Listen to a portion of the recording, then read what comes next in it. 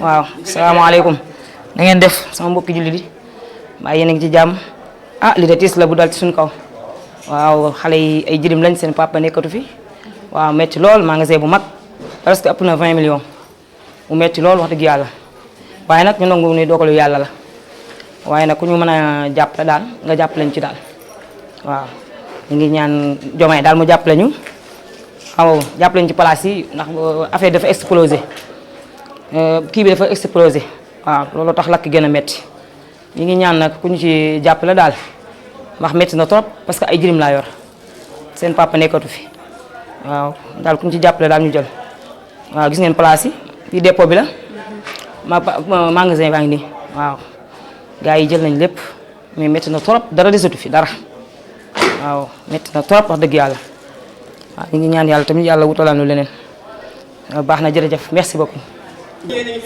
maa ngi leen nuyu di leen ziar di leen jox seen wàccuwaay waa place bi moom la macha allah moom metti na moom dëgg yàlla parce que borom place bi sama doom bàjjan la jëkkëram dafay jóge moom daal te ay jirim la bàyyi fii place bi moom lakk metti parce que li lakk rek ma amee sant yàlla place bi daal moom wax dëgg yàlla moom daa génn wuñ dara daal waaye sant yàlla rek. mais est-ce que moom amoon na assurance.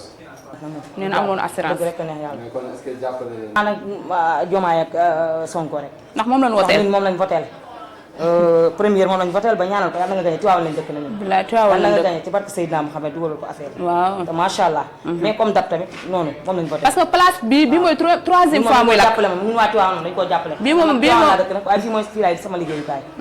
fii la sama jëkkër nekkoon fi la doon liggéey dafa gaañu. bii mooy troisième fois nag. bi mooy troisième fois. waaw ñett yoon yëpp dafa lakk moom. bu ñu soñoon daal ñu jëlee fi ma ñi ambulant yi ak baar bi ci suñu wet ndax mooy loolu daal baar moom xam nga fu mu nekk rek mooy loolu avancement du fa yomb ak tamit kii bi dafa explosé lii bi poste courant bi nekk suñu diggante si cantine xanaa ñu dindi cantine wala ñu dindi fi jël fi poste courant bi rek poste courant bi tamit bu explosé woon bëccëg fii ku fi nekk da ngay dee parce que fii ay njaboot bi saw ruuj ay xale doomi jàmbur ñii ngi dëkk Saalum ñii ngi dëkk Ndemeen ay doomi jàmbur rek laa fi dajale ñii Pekes samay doomi ndey waaw wax daf métti na trop daal métti na kenn mënu ko wax daal affaire yi doy na waar trop mais nag sant yàlla ñaan daal waaw ku ñu jàppale daal ñu jël moom Diomaye daal nañu jàppale rek man moom dama ko bëgg moom sama xol man moom Sonko ak Diomaye rek ñoom lay topp waaw nañ ci jàpp nag